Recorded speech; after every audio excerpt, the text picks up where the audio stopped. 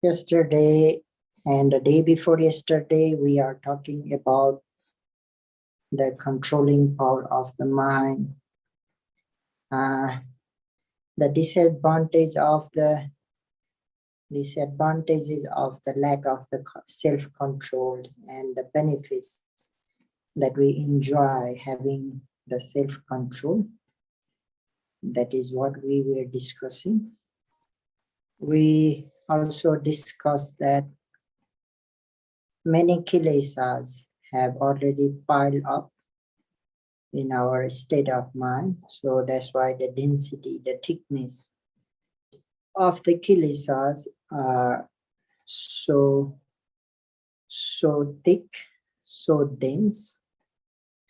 And because of not practicing meditation, because of not being able to develop the good mentalities, so the strength of the number of the good mentalities is very low. So that's why we always fall victim to the kilesas. That is also what we were discussing. And yesterday, finally, we were discussing how meditation is developing the controlling power or the controlling faculties each and every moment. So we can say that meditation is the battle between the good mind and the bad mind, wholesome mentalities and unwholesome mentalities, pure mind and dirty mind. So most of the yogis, I hope, already realized that while meditating, like taking part in the battle. Sometimes unwholesome minds, kilesas, they overtake, and wholesome minds, they have to surrender. And when the wholesome minds, pure minds are strong enough, then the unwholesome mind or kilesas surrender. So at the beginning, most of the time, we realize we can experience by ourselves. By individual experience, we can realize that battle is taking place while meditating. For example, sometimes lazy mind take over or gets victory to the virya. So that's why we don't continue our practice. We lose our energy. We stop our energy. We stop our practice. We get up at the middle of the sitting. So sometimes laziness gets victory, and sometimes energy gets victory against the laziness. Sometimes impatience gets the victory. Sometimes patience of the mind get victory. When impatience is strong, at that time we cannot overcome the pain. We change the posture immediately. Even we cannot forbear for a while. But when patience is strong, powerful, then at that time we can stay longer, sit longer, without moving, without changing the posture. Sometimes wanting to meditate, sometimes not wanting to meditate. Sometimes sloth and torpor, they defeat the aiming mind, so we feel sleepiness, sometimes aiming mind. Uh, Sometimes aiming mind is quite strong. It defeats the slot and torpor, so we are fresh enough, we are active enough. So every moment it is like we are taking part in the battle. In the beginning, days of our practice, mostly defilements or the unwholesome mind, they defeat the wholesome mind.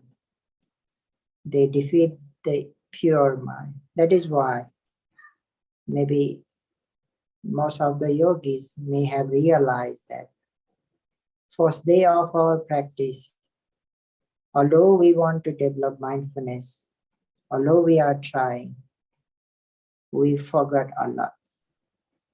Forgetfulness is defeating the mindfulness. So that's why we are forgetting a lot.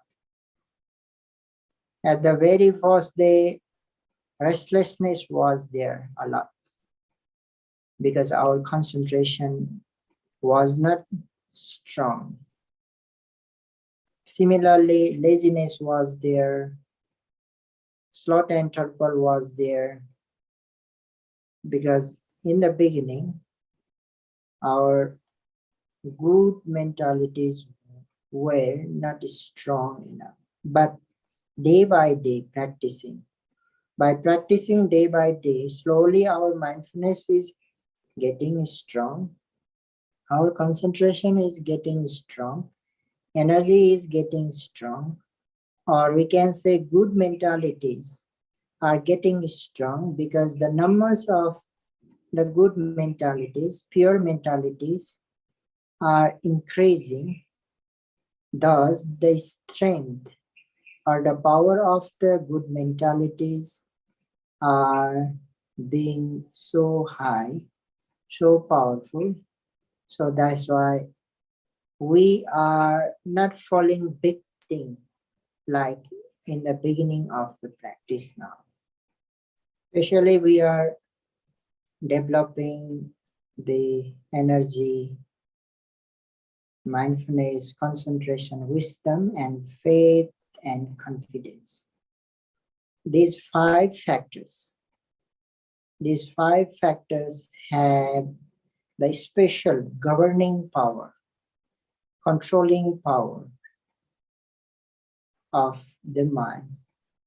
If these five factors are present in our mind state, if they are strong enough, they can govern, they can control against the unwholesomeness or against the defilements. Every day, every moment, we are producing the new energy, mindfulness, concentration, wisdom, and faith and confidence. Producing also, and we are also developing. We are making them stronger. Why we need many in quantity, and why they should be stronger means, if you take an example, if we have to take part in real battle,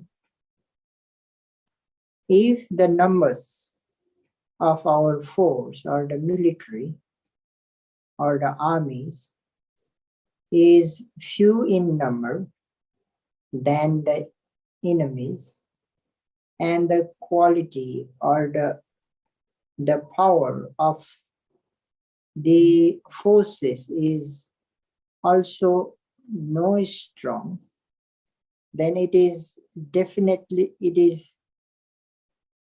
no doubt that we will be defeated by the enemy. We can get victory only when the number also, in the power, or in quantity, in quality also. If we are superior than the enemy. So that is what we are doing. We are trying to be upper-handed, the pure mind, the wholesome minds, to be upper-handed to the kilesas. We are trying each and every moment. I just mentioned about the enemy in the battle. So here I would like to talk two kinds of enemy. We can say enemy also, or we can say enmity also. There are two kinds of enmities or enemies. First is enemy as a person. Enemy as a person. So the human beings who are living in this world, nearly each and every person has their own enemy. Rarely there will be any person who does not have enemy. So that is called a person, enemy as a person. And we can say enemy means though, enemies means who wants, who does not want our prosper, who does not want our happiness, who does not want our welfare. They are our enemies. Since enemy is he or she who does not want our welfare, happiness, and prosper, so that's why he or she may be thinking, or he or she may be talking, or he or she may be performing to cause not to be happy to us, or not to prosper, not to get welfare. So there is the enemy who can harm us. Bodily also he or she can harm us. Mentally also he or she can harm us. If we think how much he or she can harm us, that is maximum he or she can kill in this very life. He or she can destroy our present life.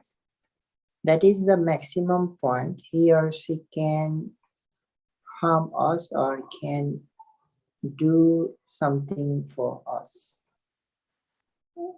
In the case of the physical harming and the mental harming, physical harming definitely our enemy can do. But sometimes even mental harming, he or she may not do or commit. Because if we can give a right direction, although he or she is harming to us, mentally we may not be suffering. So here we can say mainly he or she, our enemy, can harm us bodily, and sometimes mentally, and maximum he or she can kill us. He or she cannot follow to the next life, cannot harm us. He or she cannot do that one. And he or she cannot to reborn on lower existence, since although he or she does not want our welfare or the prosper, he or she cannot do anything for our next life, cannot cause for reborning in lower existence. So that means our enemy can harm us only in this very life. And this enemy as a person always, always cannot harm us. Only when he or she is close to us, only at that time he or she can harm. So that is why this enemy as person is called distance, distance enemy. Distant enemy, not a close enemy. And it is not the dangerous, most dangerous. The second one that we are going to talk is the close enemy, and it is the most dangerous.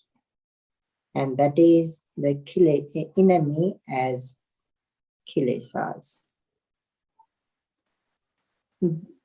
Enemy as a enemy or the enmity as kilesas are most dangerous than the enemy as person, because these kilesas can keep harming us always, not sometimes. As we just mentioned, enemy as person can harm us only sometimes, but this enmity of the kilesas can harm us always, can torture us always, because they are always with us. They are always following together us. So they can harm always. And they are most dangerous because they do not just harm in this very life, but they can also harm in coming existences also. They can cause us to reborn in lower existence. We can fall, reborn even to the hell due to these kilesas. That is why the kilesas, the enmity of the kilesas are the most dangerous. And they are very close to us.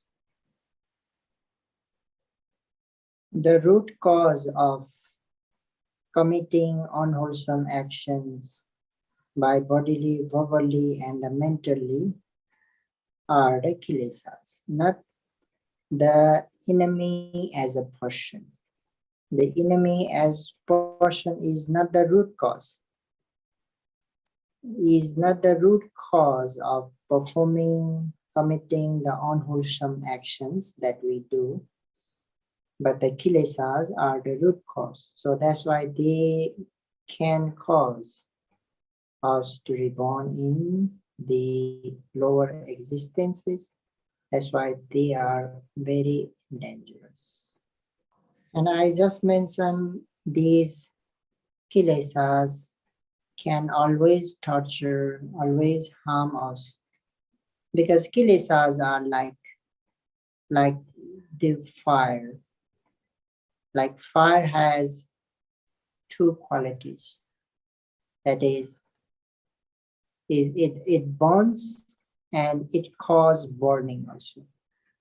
It is self burns and it may cause to burn others also. So kilesas also has the same quality. Kilesa themselves could burn, they are burning, and they may cause burning to others also. So that's why when kilesas are present in our mind, like greed, anger, conceit, doubt, envy, jealousy, we do not feel comfortable. Heat is Heat is, we don't feel coolness. We feel heated. Mentally also we feel heated. Sometimes bodily also we feel heated. They are very hot, like fire, like fire. So that is why it is kilesas are also compared to the fire. So that is why when kilesas are present, we don't feel comfortable. We feel burning, we don't feel calm, we don't feel peace in our mind. Our mind is not cool. So that means these kilesas or the enemies are torturing us. They are harming us. When they get stronger, when they get powerful, not harming inside the mind oneself, but it may also harm others. Like when anger becomes excessive, strong enough, bodily and verbally, we start to commit, we start to indulge. At that time, we may be harming others. At that time, we may be harming others by bodily. We may be harming others by taking other belongings. We may be harming by speaking harshly. So that's why kilesas may cause harming oneself and harming others as well. These kilesas are also compared to the feces. Feces also. Feces are very dirty, very disgusting itself also, and it may cause to make dirty others also. Wise people do not want to touch the pieces because it is so disgusting. Wise people do not want to touch the red hot, the iron ball also, because it may cause burning. Similarly, wise people do not accept the kilesas, do not give rooms in our state of mind, because they may cause burning. Kilesas may cause burning, and they can make dirty in the mind state. Meditators who are practicing meditation, they themselves practically will realize how disgusting the kilesas are, how hot or how much they cause burning. The yogis will realize slowly by themselves. They will see how much these kilesas are harming, torturing, polluting in the mind, so that they will realize, meditators will realize, oh, kilesas are the real and the most dangerous enmity. The enemy of the person is not dangerous that much, but the enmity of the kilesas are the most dangerous. That will also they realize. And when they will realize, the desire will be rise to be free from those kilesas. And when desire appears, desire takes place, the energy will be boosted automatically. That means he or she will try now to be free from those kilesas.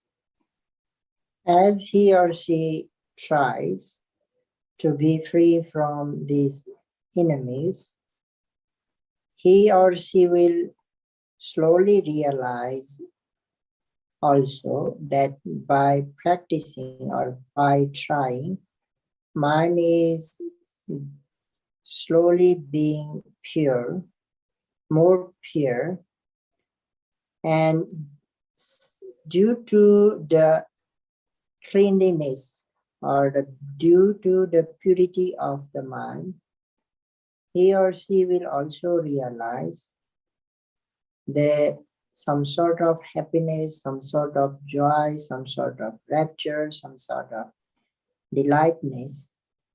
And when he or she will realize these good experiences, the the benefits by him or herself, then another desire will be there to pure, to purify more his or her mind, and the energy also will be more strong. So in this way, as the energy become more strong, as he or she tries more harder, again, mind become more purified, more clean, cleaner than before. And he will again realize more happiness, more joy, more delightness. In this way, the rotation of desire, rotation of the energy, rotation of the purifying the mind will continue. And in this way, he or she will purify his or her mind. The stronger desire, the stronger energy. The stronger energy, the stronger mindfulness will be there. And if mindfulness is there, then definitely concentration, wisdom will be there.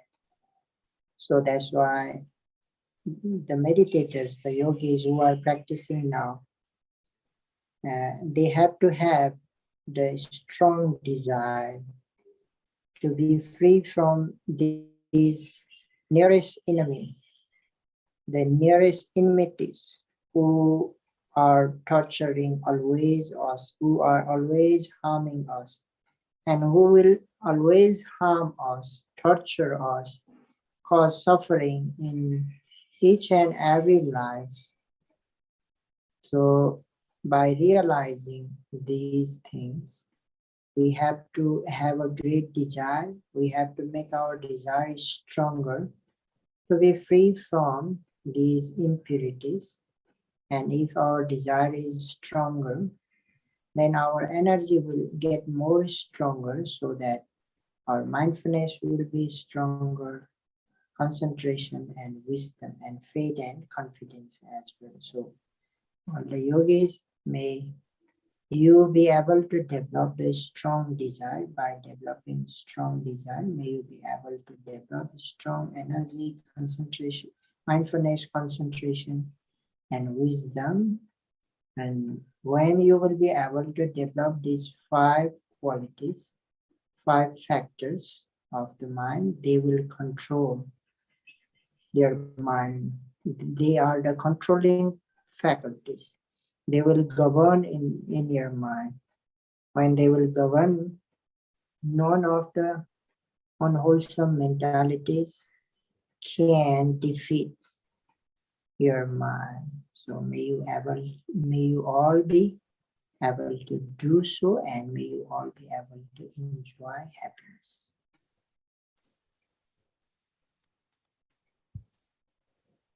Sadhu, sadhu, sadhu.